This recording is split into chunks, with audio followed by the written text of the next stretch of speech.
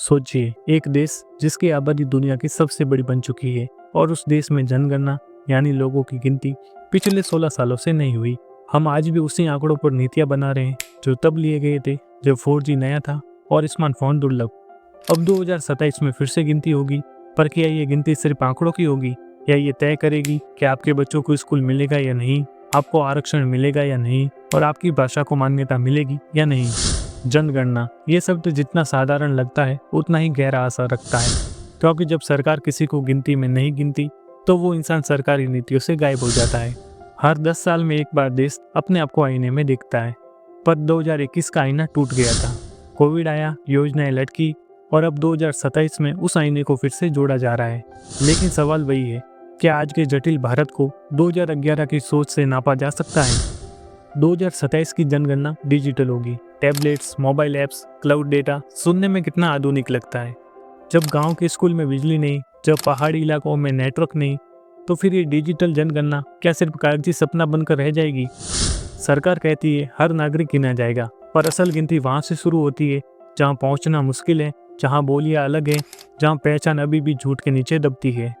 तो ये सिर्फ तकनीक की बात नहीं है, ये भरोसे और ईमानदारी की परीक्षा है।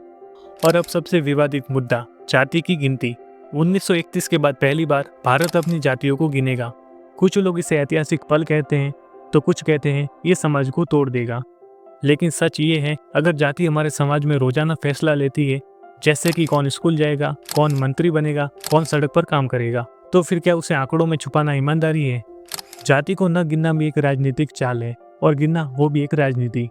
अब इस राजनीति में क्या जनता की हिस्सेदारी होगी या फिर सिर्फ वोट बैंक की गणना?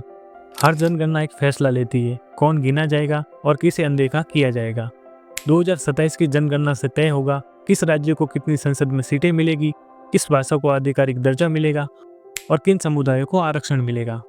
लेकिन एक डर भी है, क्या ये जनगणना दक्षिण और उत्तर भारत के बीच नई खाई खोलेगी? क्या आबादी के आधार पर संसदीय ताकत बढ़ेगी तो कम आबादी वाले राज्यों की आवाज और कमजोर हो जाएगी? ये गिनती सिर्फ सिर नहीं गिन रही, ये सत्ता की समीकरण भी तय कर रही है। जनगणना के आंकड़े आएंगे, फिर बहसें होगी और फिर नीतियां बनेगी और यह भी तय होगा कि किस वर्ग को सामाजिक पिछड़ा माना जाए और किस वर्ग को आर्थिक रूप से पिछड़ा माना जाए। ओबीसी के लिए नया कोटा होगा, ईडब्ल्यूएस में बदलाव होगा, एससी एसटी की परिभाषाएं भी बदलेगी। और सबसे जरूरी, क्या वो करोड़ों लोग जो कागजों पर भी मौजूद नहीं है, उन्हें इस बार कोई देखेगा? क्योंकि एक आंकड़ा अगर वो कागज पर दर्ज न हो तो उसका कोई अस्तित्व नहीं होता। और यही 2027 की सबसे बड़ी चुनौती है, किसे दर्ज किया जाएगा और किसे भुला दिया जाएगा। आखिर में जनगणना हमें एक मौका देती है, मौका सरकार से सवाल पूछने का, मौका अपने समाज को समझने का और मौका अपने हक को पहचानने का।